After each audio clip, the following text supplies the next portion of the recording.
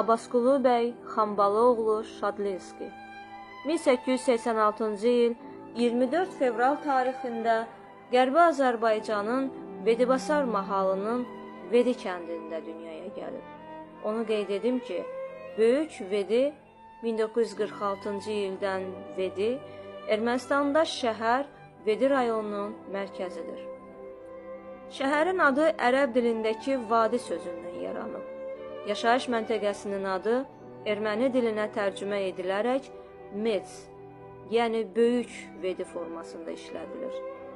Abbasqulu bəy Şadlinski atasını erkən itirib. 1894-cü ildə anasının köməyi ilə 2 illik Rus-Tatar məktəbində oxuyub, amma maddi çatışmazlıq üzündən məktəbi bitirməyib. 1902-ci ildə atasından qalma tarlada işləyib. 1907-ci il fevral inqilabı Şadlinskinin siyasi baxışında əhəmiyyətli rol oynayıb. 1918-1919-cu ildə Daşnaq dəstələrinə qarşı özünün müdafiə qüvvələrinə rəhbərlik edib. Abbasqulu bəyin dəstəsində Kərbəlayı İsmayıl, Qəmlo, Keçəl Teymur, Səttaroğlu Musa, Məhərrəm kimi igidlər döyüşür. 1920-ci ildə Naxçıvanda Sovet hakimiyyəti elan olunduqdan sonra Hərbi İnqilab Komitəsinin və Nəriman Nərimanovun dəvətini qəbul edərək sentyabrın 17-sində 200 nəfərlik Qırmızı Tabor dəstəsi ilə Naxçıvana gəlmişdi. Buradakı Qırmızı Qvardiya döyüşçüləri də onun dəstəsi ilə birləşmişdi. Şadlinski ilk vaxtlar Naxçıvan sərhədlərinin qorunmasına, sonra Zəngəzur istiqamətində öz dəstəsinin Daşnaq hissələri ilə fəal döyüş əməliyyatlarına başçılıq etmişdi.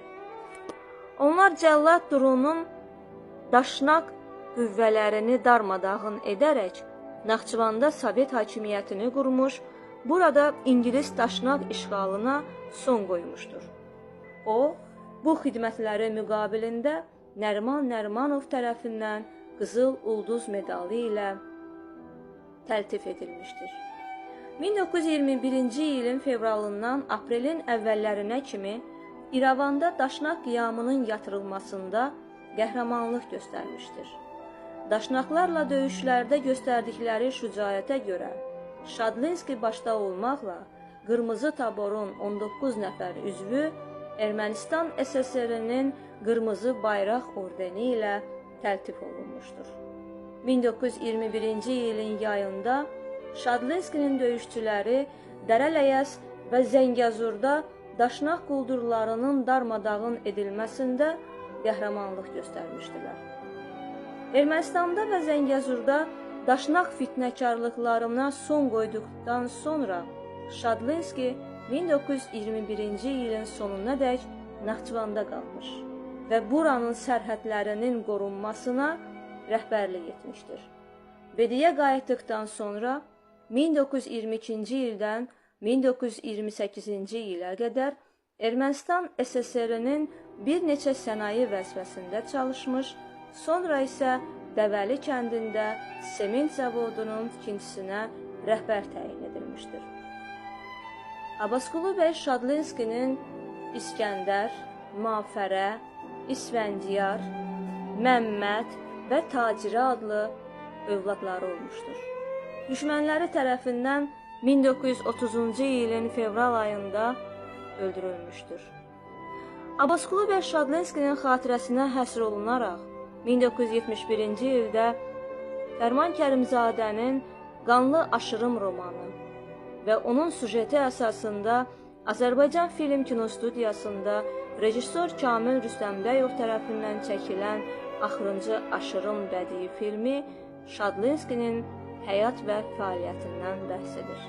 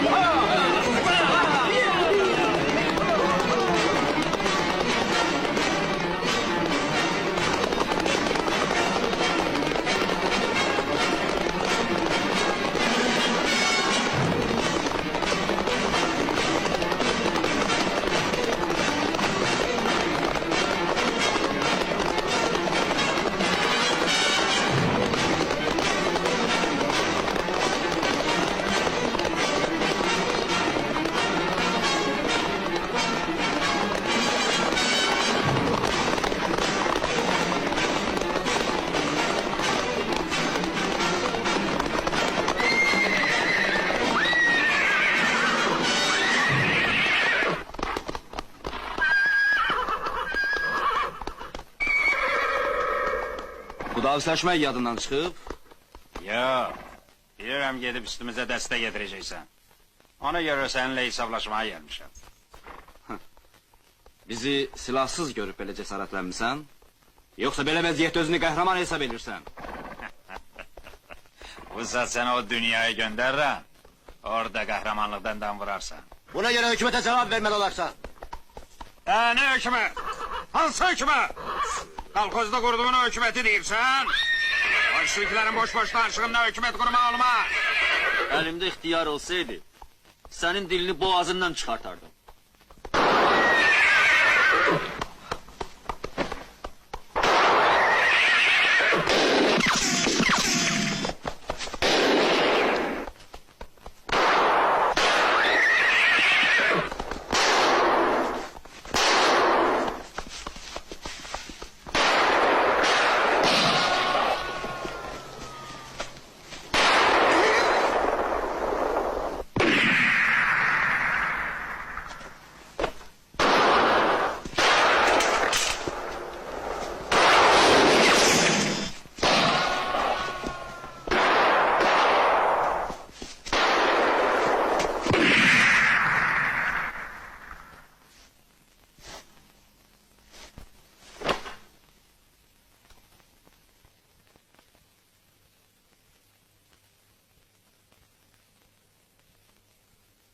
Abbasqulu bəy, uşağın adını sən qoyarsan.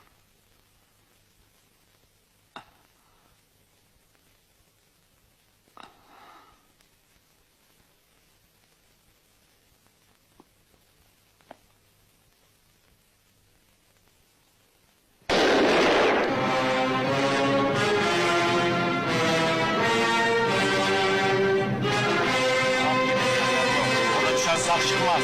Sen Abbasqulu Bey'i tanımırsan.